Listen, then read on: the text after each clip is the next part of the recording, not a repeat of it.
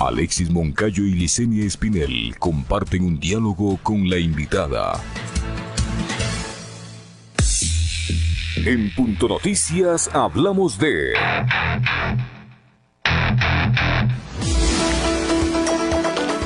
Desde la cabeza de la Confederación de Nacionalidades Indígenas del Ecuador, CONAIE, hay descontento con la elección en su movimiento político Pachakutik de Yacu Pérez Huartambel como su precandidato a la contienda electoral. El pasado 30 de julio, en una reunión virtual de su consejo político, Pachakutik, sin la presencia de la CONAIE, designó con 26 votos a favor, 6 en contra y una abstención a Pérez, actual prefecto de la provincia de la Suay, como su precandidato presidencial, de una terna compuesta por Leonidas Issa, presidente del movimiento indígena y campesino de Cotopaxi, y Salvador Quispe, exprefecto de Zamora Chinchipe.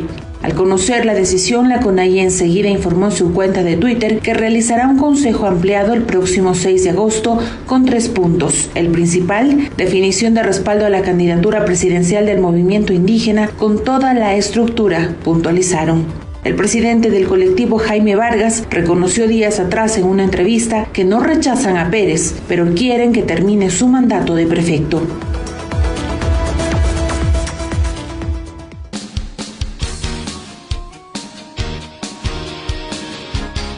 Saludamos a esta hora a Cecilia Velázquez, subcoordinadora nacional del movimiento Pachakutik. Cecilia, buenos días, bienvenida, le saluda Licenia, me acompaña Alexis Moncayo. Antes de comenzar con el tema para el que hemos acordado esta entrevista, quisiera tener su visión, su comentario respecto a este anuncio de renegociación de la deuda que ha hecho el gobierno nacional. Usted le ha escuchado seguramente la explicación que nos dio hace unos minutos el economista de la Torre en los términos que se ha realizado esta negociación, que a todas luces deja ver que no es beneficiosa para el país más allá de este respiro temporal en el pago de la deuda que nos da, pero en el largo plazo tendremos que pagar mucho más dinero del que estaba previsto a los tenedores de los bonos. ¿Cuál es la visión que tienen ustedes como movimiento indígena, como Pachakutik, respecto a esta negociación?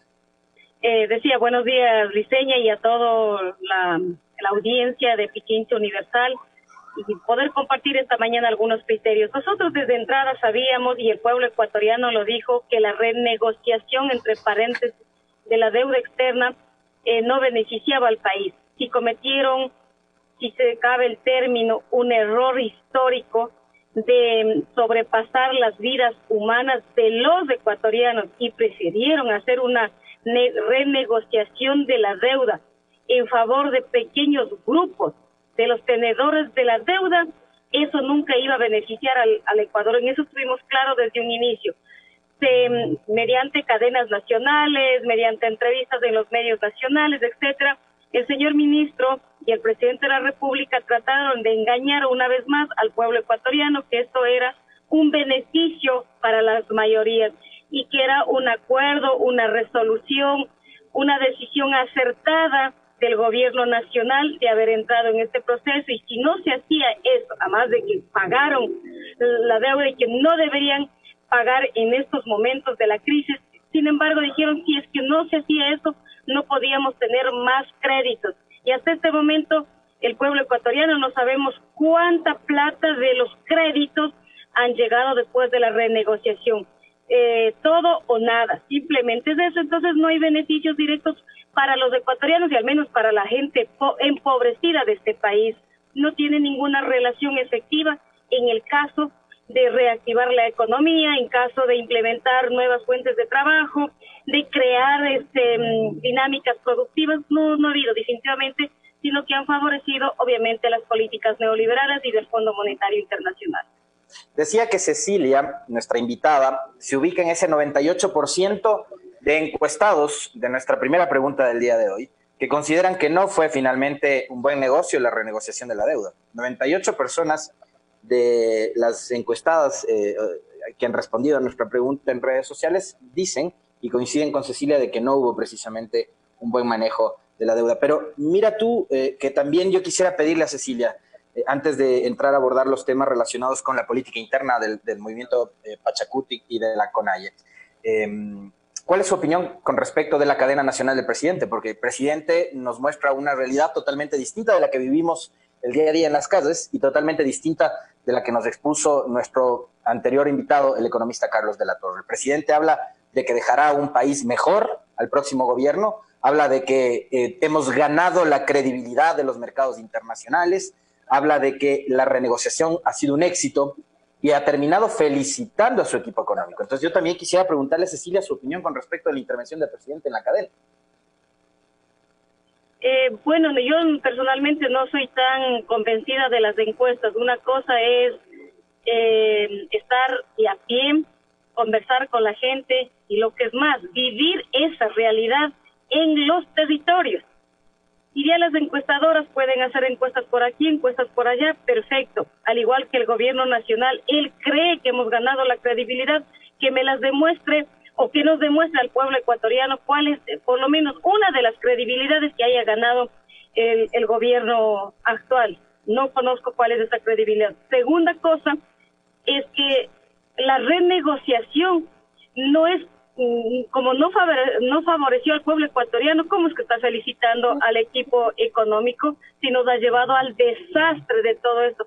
Obviamente al actual gobierno no le va a importar mucho si tuvo éxito o no. Lo único que le queda a él alabarse y decir que ha estado todo bien porque está a finalizar su periodo presidencial. Entonces no importa cómo quede el país, y eso se llama irresponsabilidad. Y todas las encuestas, al menos que hemos visto, no, las encuestas técnicas en algunos casos, en otros casos son encuestas a través de las redes, etcétera. En ninguna de ellas supera más del 12%, por ejemplo, de credibilidad o aceptación del actual presidente y del propio gabinete. Eso significa que simplemente no hay ninguna credibilidad y no creemos, y no ha habido respuesta para el pueblo ecuatoriano. No podemos engañarnos, hay que ser reales.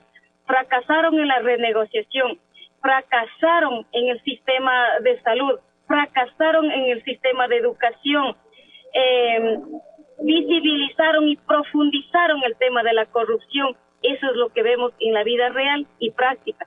Lo que es más, han habido cientos y cientos de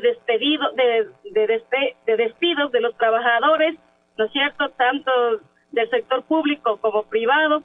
No existe el pago a los profesionales de la salud. Mire quiénes estuvieron al frente de toda esta crisis. El desempleo va a ascender, según el CEPAM, ¿no es cierto? A diciembre estaríamos llegando entre 500,000 a 600,000 desempleados más. Eso es lo que la actual administración está dejando para el país.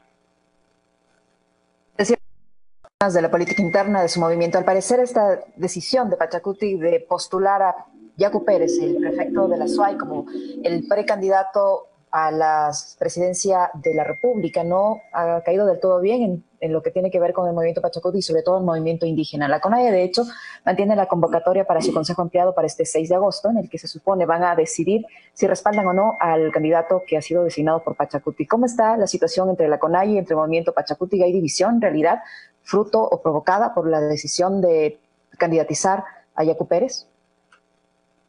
Bueno, como es conocimiento de la ciudadanía dentro del movimiento Pachacuti, no de ahora, sino en todo su proceso histórico, en estos 24 años de participación en los procesos electorales, siempre hemos tenido diferentes puntos de vista. Así como somos tan diversos, igualmente hay una diversidad de criterios, hay una diversidad de puntos de vista, opiniones muy respetables desde las organizaciones de base, así como de sus adherentes y los militantes.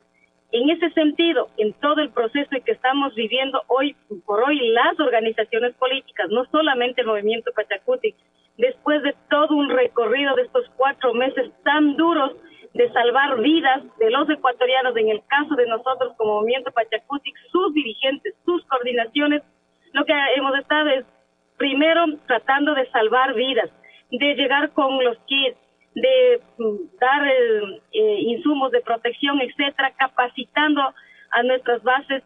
Ese ha sido el trabajo número 1 el que hemos estado haciendo, pero como es nuestra obligación y el rol del movimiento político, el brazo político del movimiento indígena del Ecuador, en este caso de la CONAIE, hace 3 semanas, un mes exactamente, hemos reiniciado a tomar las actividades políticas electorales, en este caso todo el proceso de primarias, de la preselección para poder ir a primarias nacionales.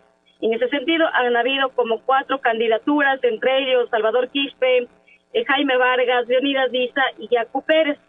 Pero también dentro de este caminar, la decisión tomada por el Consejo Político Nacional, que es la máxima autoridad después del Congreso que se realiza cada 3 años, es la instancia que ha tomado las decisiones en función de las normas legales y jurídicas con las que tiene que actuar, en este caso, la organización política. Son 18 provincias las que han estado a favor de una de las candidaturas y este apoyo mayoritario ha recaído, en este caso, en el nombre del doctor Yacu Pérez. En esa función, el Consejo Político Nacional ha tomado la decisión de ir con una sola precandidatura al proceso de primarias para poder validar esa candidatura, en este caso la del doctor Yacu Pérez, que será el 22. Dentro del Consejo Político, cabe mencionar también, está presente la CONAIE, la ECUARUNARI, la CONFEñay y la CONAICE. Para tomar la decisión también de esta situación estuvo presente las 2 organizaciones regionales, tanto el de la Sierra como el de la Costa. Y en esa función la hemos tomado esta decisión esperando, como siempre, respetuosos de todo proceso interno, tanto de la organización política como de la organización social, tienen derecho a tener sus puntos de vista e inclusive a presentar sus candidaturas, pero en este momento, de acuerdo al calendario electoral, tanto del Consejo Nacional Electoral como del proceso interno del movimiento Pachacutic, estamos sobre el tiempo y en esa función, pues la organización política tiene ya trazada la hoja de ruta y cumplida cada una de las acciones. ¿Ustedes no temen, Cecilia, que el proceso pueda generar algún tipo de fractura interna en el movimiento? Digo, tomando en cuenta que a partir de octubre, que significó un momento de ruptura también, no solo para el país, sino para el movimiento indígena a nivel nacional, porque demostraron cuál era su capacidad de movilización y de presencia en la sociedad, Leonidas Diza ganó un impulso muy importante. Entonces, digo, quizás dejarlo por fuera a Leonidas Diza pueda generar esa suerte de fractura interna en el movimiento indígena. Nadie está desconociendo los liderazgos de los 4 compañeros que han estado en el escenario político y de otros compañeros y compañeras que han venido dentro de la resistencia, de la lucha social, no solamente desde octubre, sino muy activamente desde 1990. Obviamente podemos hablar de muchos años atrás con nuestros teitas, con nuestras mamás, que han sido los impulsores de esta lucha y de la organización política. Obviamente van a haber como distanciamientos, no solamente en este proceso electoral, sino liderado por el movimiento indígena. Definitivamente eso es así. Entre ellos se ha visibilizado nuevos liderazgos, en el caso del compañero presidente del movimiento indígena y campesino de Cotopaxi. Nadie ha dejado de lado esa precandidatura. Lo único que no han logrado las estructuras del movimiento Pachacutic, no han logrado poner en la agenda la precandidatura del compañero Isa. Sin embargo, la dirigencia nacional ha dialogado por 2 ocasiones consecutivas con las precandidaturas para ver la posibilidad y cuál es la voluntad política de cada uno de ellos, si es que están o no dispuestos a ceder, porque no hay cupo para 4, únicamente hay cupo para 1. Y ese 1, obviamente, como dije, está basado en el apoyo mayoritario que ha tenido. De los presentes o de los que conformamos el Consejo Político Nacional, han estado de 24 provincias, 18 a favor de una de las precandidaturas. El resto, obviamente, incluido las 2 organizaciones regionales, ¿no? A pesar que también la CONAIE fue invitada a esta reunión, pero por situaciones seguramente de las responsabilidades que cumple el compañero presidente, no pudo participar en el último Consejo Político, porque en la del día 15, que se tomó esta resolución, estuvo presente la CONAIE también. Y en ese sentido les digo que una división no es posible. Siempre nos hemos resistido, porque más allá de estas precandidaturas, más allá de este proceso electoral, está la resistencia, está la lucha. Nosotros somos al pueblo ecuatoriano. Este gobierno es de izquierda o de derecha. Siempre nosotros, en función y en defensa de los derechos de la mayoría de los ecuatorianos. Ahora, Ceci, ¿qué va a pasar? ¿Qué va a pasar si en este consejo ampliado de la CONAIE, previsto para el 6 de agosto, la CONAIE resuelve finalmente no respaldar la candidatura de Yacu Pérez? Bueno, la CONAIE lo puede hacer en su estructura organizativa y no son toda la estructura de la CONAIE, pero de eso yo estoy convencida que eso no lo va a hacer. Van a analizar, van a tener puntos de vista la CONAIE, el compañero presidente, como cualquier otro compañero de los directivos que estamos al mando. Nuestra responsabilidad es fortalecer tanto a la organización política como a la organización social. Y estoy completamente segura que el compañero presidente de la CONAIE tomará la mejor decisión en función de que tenemos que ser muy responsables, no de ahora. Igualmente, desde una propuesta histórica, tenemos que ser responsables ahora con el país y mucho más cuando necesitamos reactivar y volver, a una normalidad, pero construyendo una propuesta para las mayorías. Cecilia, usted decía hay cupo para uno, en realidad hay cupo para dos, y yo quisiera preguntarle cómo sería la composición del binomio, si buscarían conformarlo, integrar el binomio con una persona que vaya por fuera del movimiento indígena, por un lado. Eso le planteo como una primera pregunta. Y por otro es más bien una inquietud también que tiene su origen en lo que pasó en las seccionales de 2019. Hubo legisladores que llegaron por sus diferentes tiendas políticas y provincias a la Asamblea Nacional y que a la mitad del camino decidieron nuevamente volver a su territorio y buscar una alcaldía, una prefectura. Muchos de esos exasambleístas que buscaron una nueva opción electoral en el 2019 fueron sancionados. Le voy a citar dos ejemplos, nada más. Uno, Luis Fernando Torres en la provincia de Tungurahua, y el otro, el señor Falqués en la provincia del Oro. ¿No cree usted que le podría pasar la misma factura a Yacu Pérez, que actualmente es prefecto de la SUAY, y que la gente en la provincia del Austro podría decir, ¿por qué tanta ambición? En vez de dedicarse a gobernar la provincia de la SUAY, para lo que fue elegido, ahora decide hacer de esta prefectura una plataforma presidencial. Con todo el respeto de los criterios, no las compartimos, pero son muy respetables estos puntos de vista. La organización política toma su decisión con sus figuras políticas alrededor de un plan de gobierno, alrededor de un proyecto político. Aquí no puede prevalecer el nombre de un precandidato, y si es que no soy yo, no existe la ganancia. O si el otro también dice, no, es que si no soy yo y que tengo el apoyo de tales, no resulto ser electo, entonces el otro tampoco. En ese sentido, la sociedad ecuatoriana estamos conscientes y piden a gritos que sean personas responsables y que cumplan con los 3 principios fundamentales, y que de todos los que acabó de nombrar usted, no sé si cumplieron esos requisitos, no tengo por qué responder por ellos porque son de otras tendencias políticas, muchos de ellos de la clase política y económica dominante a las grandes mayorías que somos los empobrecidos del Ecuador. Amaquilla, Amashua, Amayuya, no sé si han cumplido. Si han cumplido eso, el pueblo sabe premiar, y si no han cumplido eso, de hecho el pueblo los castiga, y no solamente porque van de una responsabilidad a otra responsabilidad. Ahora es el momento histórico, y por eso vamos a construir y a poner también a disposición del pueblo ecuatoriano el proyecto de gobierno, el proyecto político, y no solamente un nombre, porque aquí hay una decisión de sus militantes, de sus organizaciones regionales, de sus federaciones provinciales, de la estructura nacional del movimiento Pachacutic, donde tenemos control. Con esto no estoy diciendo somos tan puritanos, no. Hay autoridades que han cometido errores dentro del movimiento Pachacutic en función pública, pero también han sido castigados, también han sido destituidos. En esa función, nuestro precandidato actual, que va a ser oficializado en el proceso de primarias, ha cumplido, con estos requisitos y no ha demostrado lo contrario. Son más de 20 años de lucha en el tema del agua. Es un defensor acérrimo del tema del agua. Somos anti-extractivistas también, en eso está claro y el pueblo ecuatoriano sabe. Con eso no estamos diciendo que no hay que hacer lo uno y dejar abandonar esas propuestas de la economía. Por el contrario, tenemos que afinar, pero en acuerdo con la cogobernancia, de la mayoría de los y de las ecuatorianas, al menos representados en las estructuras organizativas, sindicales, de pueblos y nacionalidades, de pequeños productores, de la Cámara, etcétera, porque todos hacemos el Ecuador.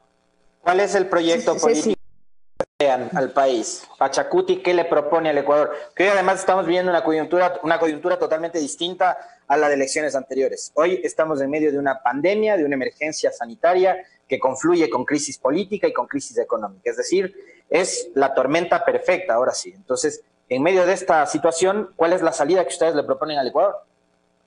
Número 1, terminar con la corrupción institucionalizada, con la red de la corrupción que existe en el sistema de salud, y eso nadie lo puede negar, y nosotros la hemos venido luchando, no de ahora, igualmente de muchos años atrás, contra la corrupción.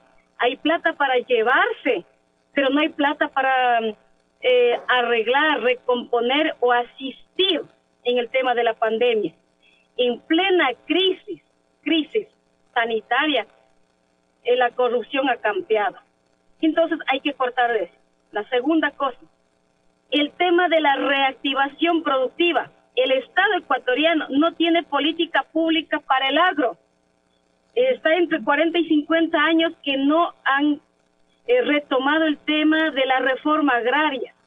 No se ha invertido en la producción, sabiendo que en esta pandemia está comprobado y recomprobado que si no fuera por la producción de los pequeños y medianos productores, el consumo interno del país no hubiese abastecido. Y no es que nos sirven la explotación minera, no es que nos sirve la explotación petrolera. Y ustedes recordarán, el petróleo a qué precio llegó en plena pandemia. Y el que nos salvó realmente las vidas de los seres humanos es esa producción pequeña y la que no ha recibido ni políticas públicas que existan dentro del Estado ecuatoriano y mucho menos el tema de los recursos económicos. La tercera cosa grande, obvio, es el tema de la educación. Tiene que haber un sistema de educación adecuado, técnico, científico y operativo, donde los y las ecuatorianas tengamos una educación digna y que respondamos a las realidades territoriales. Cuando no estamos formando técnicos operativos, ¿de qué producción podemos hablar? Por ejemplo, el tema de la tecnología está completamente abandonada. Un quinto tema es el tema de la salud. En el tema de la educación, antes de pasar a salud, Cecilia, en el tema de la educación, ¿ustedes insistirían en la reapertura de las escuelas unidocentes? Las unidocentes en las que tiene que reaperturarse, por supuesto, y voy a hablar de las escuelas unidocentes. Yo soy de la provincia de Cotopaxi, Cantón La Tacunga. Hay una comunidad que está colindando con otro cantón, Sichos en este caso. Allá existen 25 niños. ¿Quién responde por esos 25 niños? Es una escuela unidocente. Cuando la escuela del Milenio, en ese espacio no existe uno solo. Y ojalá hubiésemos tenido una escuela del Milenio, nos hubiera encantado tener, pero no la tenemos. Pero a pretexto de que tiene que recibir una educación de calidad que no existe, y eso ustedes lo saben, y estoy hablando desde la vida práctica, esos 25 niños tienen que salir a las 5 de la mañana, caminar 1 hora para coger un carro que pasa al otro lado de la comunidad y tienen que cruzar ríos, etcétera, para poder llegar a las 7 de la mañana a la escuela de Toacaso. En esas condiciones vamos a seguir hacinando en la escuela central de Toacaso de niñas y de niños, ahora ya es mixto. Existen más de 1000 niños en una y en la otra más de 700 niños. Por cada grado existen no menos de 47 alumnos por cada grado. ¿Dónde está la calidad educativa? Yo prefiero tener los 25 niños con la escuela unidocente de acuerdo a la realidad y no hacinamiento de los niños. Y eso también ha llevado a un conflicto social, aunque ustedes no lo crean, y eso está demostrado en las estadísticas que han hecho. Existe la violencia doméstica y el abuso sexual. Porque para finalizar, para no dejar a sus niños sin educación han tenido que obligados bajar a vivir en las urbes, y ahí es donde se produce todo este hacinamiento. Así es. Ceci, para finalizar, si el señor Yacu Pérez es la decisión que ustedes han tomado como precandidato, ¿para qué hacen primarias? ¿Contra quién va a competir el señor Pérez? No, eso dice el Código de la Democracia y dice también nuestro régimen orgánico. No es que, o sea, eso solo es un proceso, un mero protocolo. Es un cumplimiento jurídico, legal. Simplemente es eso. Porque también al interior del movimiento, como dije, tomaron la decisión de ir con un solo candidato para validar en el proceso de primarias, cosa que no podemos evadir el tema de las primarias. Es un cumplimiento de una normativa. Muy bien. Me quedó la duda de saber cuál sería el acompañante de Yacu, Licenia. Voy a responderlo. Decía que no podríamos dejar de lado a ninguno de los compañeros. Sí, ciertamente, el movimiento Pachacutic no es solamente una representación indígena, es una representación plurinacional. Es una organización política incluyente y que toma por delante el tema de la equidad, el género y la juventud. En ese sentido, el binomio tendrá que ser necesariamente del sector urbano, de la clase media seguramente, de la clase popular también, pero que tenga una representación y que no será necesariamente otro indígena, que puede ser de Manabí, que puede ser de Guayas, que puede ser de Pichincha, no podría ser, tiene que ser de la región de la costa, porque también en estos momentos el movimiento Pachacutic tiene un repunte bastante importante en las estructuras nuestras a nivel de la región costa. En ese sentido, nuestro binomio será fuera, digamos, de la población indígena. Usted decía, podría ser mujer, podría ser de Manabí, tiene que ser de la costa. Me suena por esos pequeños detalles, Ceci, Manabí, mujer, Mary Zamora de la Unidad Popular, que ha sido permanentemente aliado del movimiento Pachacutic. Bueno, yo no he hablado de alianzas primero. Aunque antes fueron aliados. Antes. El Consejo Político Nacional nos ha autorizado a hacer que podemos hacer alianzas, si es el caso, desde la centroizquierda hacia la izquierda, sí, pero en este momento no estamos hablando de alianzas, eso se tomará luego del proceso primario nuestro, así es que será el sector social, el sector organizado, sea de los transportistas, de los profesionales, de los universitarios, de los médicos, de los jóvenes, de los estudiantes, que son los que están en primera línea para nuestras alianzas estratégicas electorales. Seguramente de esas filas serán las que represente el binomio que pueda poner el movimiento Pachacutic. Yo quisiera preguntarle también, Ceci, si usted cree, porque yo soy muy respetuoso y reconozco muchísimo la trayectoria de permanente lucha social que ha tenido el movimiento indígena y los espacios que ha ido históricamente ocupando. Pero a mí me llamó mucho la atención lo que ocurrió en las elecciones presidenciales de 2017, donde muchos dirigentes indígenas, no voy a hablar del movimiento en general, pero sí algunos dirigentes indígenas decidieron apoyar a Guillermo Lasso y se fueron con el banquero que representaba una clarísima tendencia de centro hacia la extrema derecha. Ese apoyo, esa coyuntura electoral de 2017, ¿no cree que usted hoy le podría pasar factura?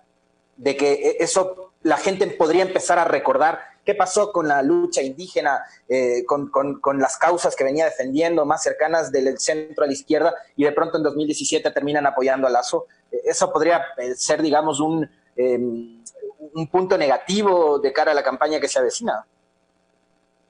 Bueno, son opiniones que han venido surgiendo en todo este proceso y que nos han agredido políticamente varios sectores que rectifico, algunas personas y personalidades que simplemente no están de acuerdo con la transparencia, con la honestidad, con una administración eficiente que el movimiento Pachacutic ha demostrado en cada uno de los territorios. Muy respetables, no las compartimos, pero en ese sentido nosotros vamos a seguir nuestra ruta, vamos a seguir con nuestro proyecto político, vamos a seguir con nuestro plan de gobierno, que es nuestra carta de presentación. Y además, si en el 2017 algunas personas prefirieron, y además nos obligaron nos obligaron a tomar una decisión, no a todos, por supuesto. Hubieron igualmente algunas voces que sí dijeron que preferían una situación de un banquero que una dictadura, porque también tenemos que ponernos en el lado que no quisiera recordar, porque el Ecuador y la humanidad vive historias, y hay que seguir avanzando. Cuando fuimos perseguidos, cuando fuimos encarcelados, cuando fuimos agredidos políticamente, entonces, ¿qué es lo que tenía que hacer? Pues el movimiento indígena, como es el contrapoder, tenía que ponerse en un plan y nos obligaron a poner en este plan. No había otra alternativa, y ahí, como usted dijo, creo que las urnas, cuando hubo la reforma de la Constitución, etcétera, dieron cuenta de toda esta situación y tomaron la decisión que tenían que tomar. Y hasta este momento incluso una tendencia política nos acusa de que nosotros somos los culpables de no votar a ese gobierno en octubre. Y ahí tengo que decir clara y frontalmente, este gobierno no es otro, sino es la continuación de los 10 últimos años y que conocía toda esta situación y ahora no puede culpar a su compañero de fórmula anterior. O sea, en todo caso tiene que quedarse callado nomás porque es parte de... Ahí, por ejemplo, al movimiento indígena, ¿por qué nos tiene que culpar? Si alguien no estaba en desacuerdo, pues no, nosotros luchamos por los derechos de las masas, de las grandes colectividades, no de un grupo. También nos acusan ciertas voces disonantes dentro de este proceso, que nosotros somos los culpables de votar 7 veces sí. ¿Qué querían que...?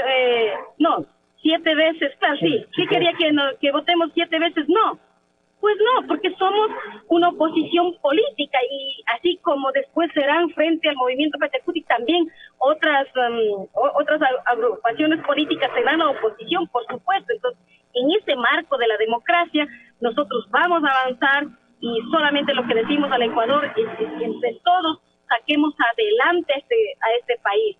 Generemos le queremos agradecer, Ceci, se nos ha terminado ya el tiempo, son 8:50. Le queremos, como siempre, agradecer por la información que nos ha proporcionado, por permitirnos mantener este diálogo. Cecilia Velázquez, subcoordinadora nacional de Pachacutic, nos ha estado acompañando aquí en Punto Noticias, primera emisión. Gracias, Ceci. Muy amable. Liceña, muchas gracias, y Alex, muchísimas gracias, que tengan un lindo día. Somos generadores de información. Punto Noticias.